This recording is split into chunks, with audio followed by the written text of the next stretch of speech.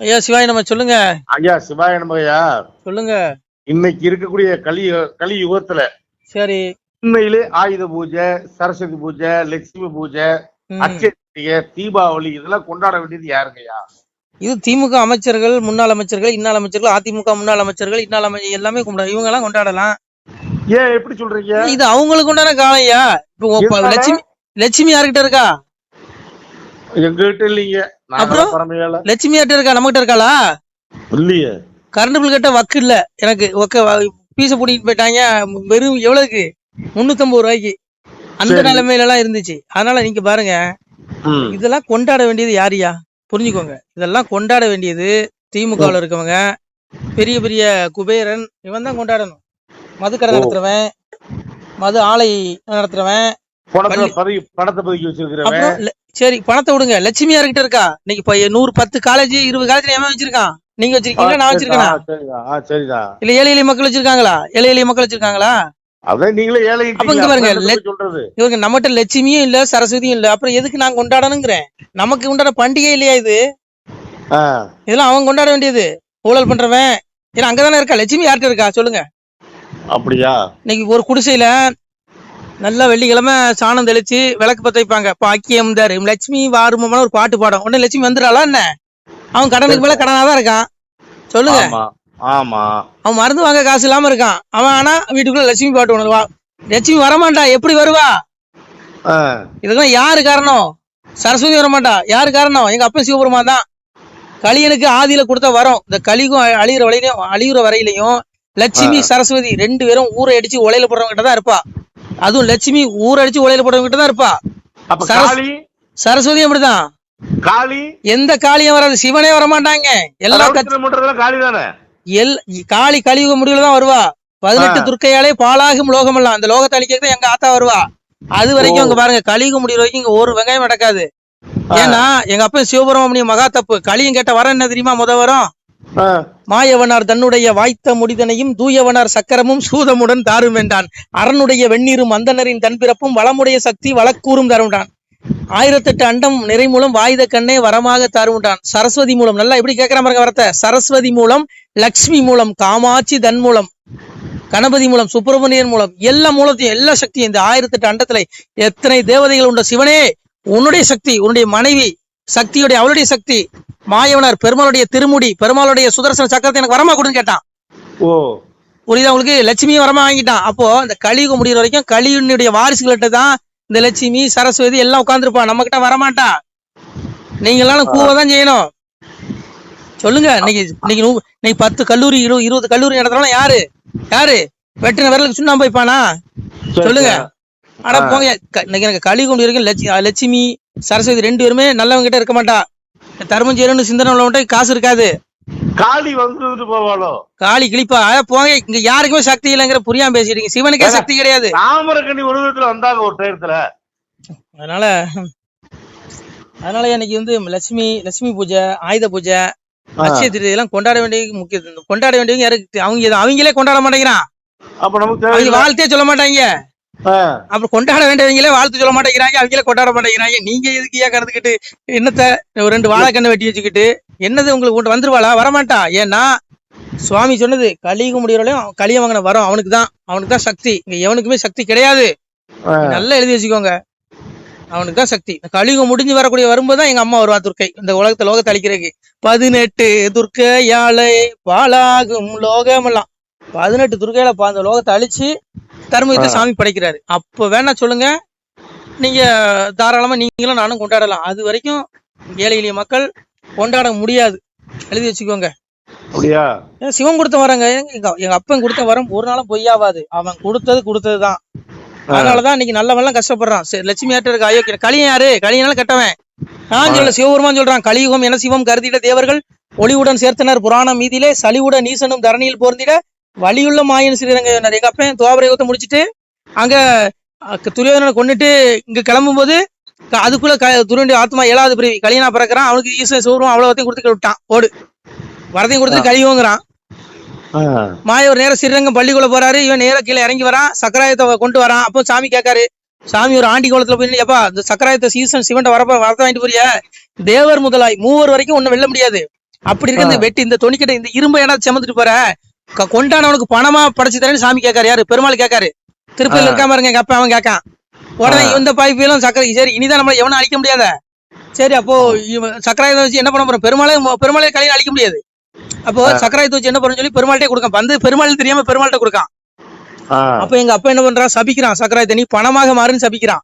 அதனாலதான் பணத்துக்கு ஒரு பேர் சக்கரம்னு சொல்லுவாங்க அந்த காலத்துல. இப்பதான் பணம், அன்னைக்கு அதுக்கு பேர் சக்கரம். ஏன்னா அது பெருமாளுடைய சக்கரம், அது அதனாலதான் பணம், பணத்துக்கு பேர் சக்கரம். அப்போ சாமி சபிக்கிறாரு. சபிச்சு பணமா கொடுக்கும்போது சக்கரா தலைவர் கேட்கிற, ஐயனே இப்பொழுது இவங்கிட்ட கொடுக்குறீரு என்ன சபிச்சு, எப்பொழுது உங்க கைக்கு நான் வருவேன்னு சொல்லி பெருமாள்கிட்ட கேட்கும்போது பெருமாள் சொல்றாரு, களி மாறும் பொழுது கடரும் உன் சாபம், அப்ப நீ என்கிட்ட வருவ. அப்ப களி அழியணும், கழிவு கழிஞ்சு தர்மீக வரணும். வரும்போதுதான் இந்த சக்கராயுதம் பெருமாளுடைய கைக்கு போகும். அது வரைக்கும் களியனுடைய கை தான் ஓங்கி இருக்கும். புரிஞ்சுங்க. நல்லவன் ஜெயிக்க ரொம்ப கஷ்டப்படுவாங்க. நல்லவங்க எலெக்ஷன் இல்லை, நீ எதுலையுமே ஜெயிக்க முடியாது. ஏன்னா இது அவங்களுக்கு உண்டான காலம். இது சாமி சொன்னது, ஈனருக்கு காலம் ரொம்ப ரொம்ப உண்டாகும், வீணர் பெருப்பார் வீடதனை கெடுப்பார், தாண்டரோட வேதம் தலையெளிய விட்டுடுவார், பொய் வேதம் பூமியில் பெருத்துமிக உண்டாகும், மெய் வேதம் தன்னை விரும்பாது இகழ்ச்சி செய்வார். அப்ப நம்ம விடிய சொல்லலாம் பேசணும்னா. விளக்கம் கொடுத்தா மணிக்கணக்காக வேண்டாம். சரி நீங்க வைங்க, எனக்கு வேலை இருக்கு. ஒரு சின்ன விஷயம், ஒரு முடிவா பாருங்க, நீங்க ஒண்ணு பேச நீங்க அதெல்லாம் வேண்டாம், நான் முடிவான்னு சொல்றேன். ஐயா ஒரு வாழ்த்து தெரிவிச்சுக்கிறேன். போங்கய்யா. தாமரக்கணிக்கு என்னுடைய வாழ்த்துக்கள் ஆயுத பூஜைக்காக. அவர் ஒருத்தர் நல்ல ஆயுத பூஜை பண்ணாரு, வாழ்த்துக்கள், நன்றிங்கய்யா. சரியா, இந்த ஒன்னையும் கேட்டுக்கோங்க. ஆயுத பூஜை சரஸ்வதி பூஜை கொண்டாடுறதுக்கு நானும் நீங்களும் கொண்டாடுறதுக்கு நமக்கு உண்டான பண்டிகை இது கிடையாது. பணம் இருக்கவன் கொண்டாடணும். ஏன்னா லட்சுமி சரஸ்வதி அவங்ககிட்ட தான் இருக்கா, நம்ம கிட்ட வர மாட்டா, வரவே மாட்டா. நீங்க வீட்டுக்கு வெளியில நல்ல சாணம் தெளிச்சு கோலம் விட்டு லட்சுமி குபேர யாகம் நடத்த கூட உங்ககிட்ட வரமாட்டா. ஏன்னா களியனுக்கு எங்க அப்பா சிவபெருமான் கொடுத்தா வரோம் அவங்ககிட்ட தான் இருப்பா. எங்க சிவன் வரம் பொய்யாகுமாங்க? எப்படி ஆகும்? பொய்யாகாது. எங்க அப்பன் கொடுத்த வரம் ஒரு நாள் பொய்யாகாது. அதனால அவன் கொடுத்த 4 நட்சத்திரம் கணக்கு இருக்கும். அன்னைக்குதான் அவனுக்கு கொடுத்த வரம் தோக்கும். அப்பொழுதுதான் தர்மீகம் வரும். சாதுக்கள் மட்டும் தர்மீகத்தில் அலங்கரிப்பார்கள். அது வரைக்கும் இந்த பாவிகள் அவ்வளவு எங்க போவான்? இப்ப இவனு நான் பெருசு நீ பெருசுமா, ஆனா பெரியவன் சிவபெருமான் இவனுக்கு எவனுக்கும் தெரியாது. ரைட்டா? அதனால இவனுக்கு ஆத்மா நரகத்துக்கு எடுக்கப்படும். இங்க நல்லா இருப்பான், 100 வயசு வரைக்கும் நோயே வராது, 90 வயசு வரைக்கும் கிழங்கு மாதிரி இருப்பான், எந்த நோயும் கொடுக்க முடியாது. ஏன்னா அதான் கொடுத்துட்டாரு வரத்த அவனுக்கு அள்ளி, நீங்க உங்களுக்கு வாழ்வு அவனுக்கு தான். அதனாலதான் அவனுக்கு நோயே வராதியா. நல்லா பாருங்க, நல்ல மனுஷன் பாருங்க சீக்கிரம் செத்து போயிருவான். ஆனா இவனுக்கு அப்படி இல்ல, இவனுக்கு எமனை இவனை பார்த்து பயந்து ஓடிடுவான். அதனால இங்க பாருங்க, இவனுக்கு அவ்வளவு சீக்கிரத்துல வராது. ஆனா இவனுடைய ஆத்மா எங்க போவோம்? எங்க இருக்கு? மேல இருக்குது. இங்க வச்சிருக்காரு நரகம், கணக்கு அங்க இருக்குது. அதனால சாமிதான் சொல்றாருல, அறிவு சொல்லி தெளிவு தர நான் அம்பலத்தில் கணக்கர் வைத்தேன், நான் வைத்த கணக்கரெல்லாம் நண்டு நடு கேட்கவில்லை, ஆடி நன்றாய் பாடி நன்றாய் கொடுக்கவில்லை என்பேனே. என்னுடைய கணக்கு விளக்கு பாக்குறவனுக்கு நான் சம்பளம் கொடுக்கறது இல்ல. ஓசியில 9 கிரகம் வச்சிருக்கேன், அது என்னுடைய வேலைக்காரன். இவன் செய்யற பாவ புண்ணியம் எல்லாம் அங்க பதிவாகுது. அவனுக்கு ஆப்பு எங்க இருக்கு? மேல இருக்குது. சாமி சொல்ற பாருங்க, நான் வச்ச கணக்கெல்லாம் அவனுக்கு சம்பளம் கொடுக்க வேண்டியது இல்லைங்கிறான். சிவபெருமா வச்ச கணக்கதான் இந்த கணக்கெல்லாம் 9 நவக்கிரகம், இந்த சித்திரகுப்தன், இவெல்லாம் இவனுக்கு சம்பளம் கிடையாது.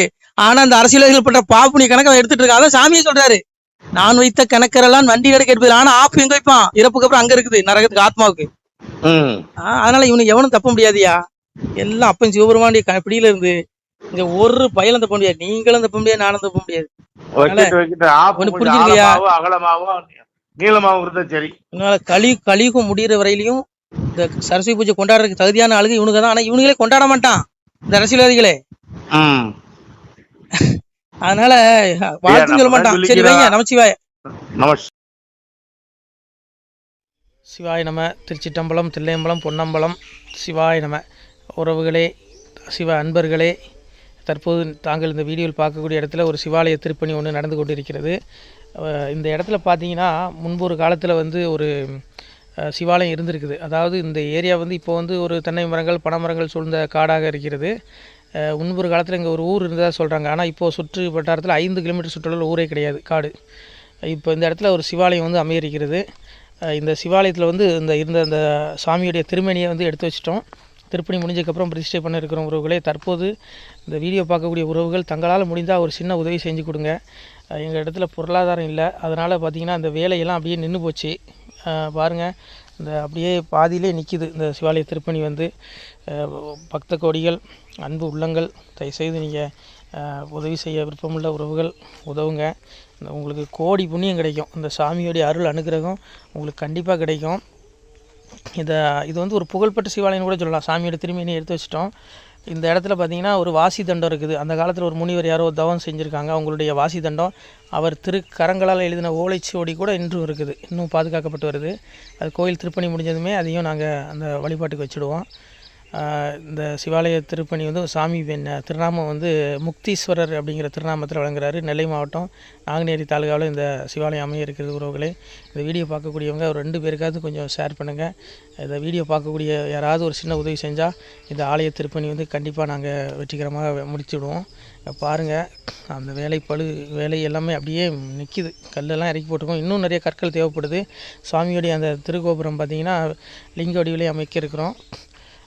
உதவுங்கள் உறவுகளே. உங்களுக்கு அப்பா சிவபெருமானுடைய அருள் நிச்சயம் கிடைக்கும்.